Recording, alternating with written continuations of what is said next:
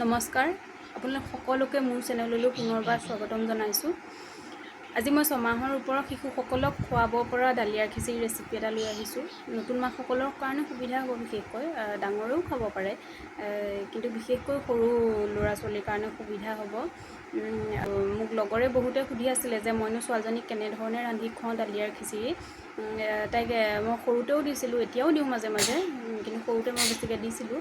আৰু তাকে ভাবিলোঁ আজি ভিডিঅ' এটা কৰি দিওঁচোন সকলোৰে সুবিধা হোৱাকৈ। চাব আপোনালোকে ভিডিঅ'টো, আৰু ভাল লাগিলে লাইক কৰি দিব, চেনেলটো ছাবস্ক্ৰাইব কৰি দিব।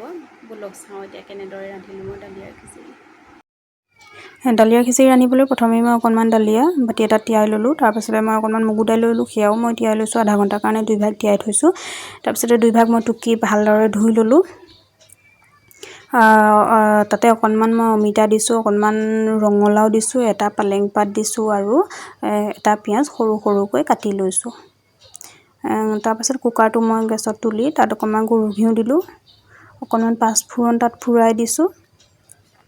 পাঁচফোৰণখিনি হোৱাৰ পাছত মই তাত সৰু সৰুকৈ কাটি লোৱা পিঁয়াজটো দি দিলোঁ, আৰু পিঁয়াজখিনি দি মই ৰঙা হোৱালৈকে ভাজি লৈছোঁ। তাৰপৰা পিঁয়াজখিনি যেতিয়া হ'ল, তেতিয়া মই ডালিয়াখিনি তাত দি দিলোঁ, আৰু জোখমতে অকণমান নিমখ দিছোঁ, অকণমান হালধি দিছোঁ, আৰু অকণমান তাল মিচিৰি তাত দি ল'লোঁ। দি সেইখিনি মই 1 মিনিটমান ভাজি লৈছোঁ। তাৰপিছত জোখমতে মই পানী দি দিছোঁ, আৰু 6-7 মহীয়া শিশুক দিবলৈ হ'লে পানীটো অকণমান বেছিকৈ দিব লাগিব, কাৰণ পনীয়াকৈ খুৱাব লাগিব। আৰু মোৰ যিহেতু 3.5 বছৰীয়া ছোৱালীজনীক দিছোঁ, সেয়েহে পানীটো অকণমান মই কমাই দিছোঁ। তাৰপিছতে মই 4টা চিটি মৰাই দিলোঁ।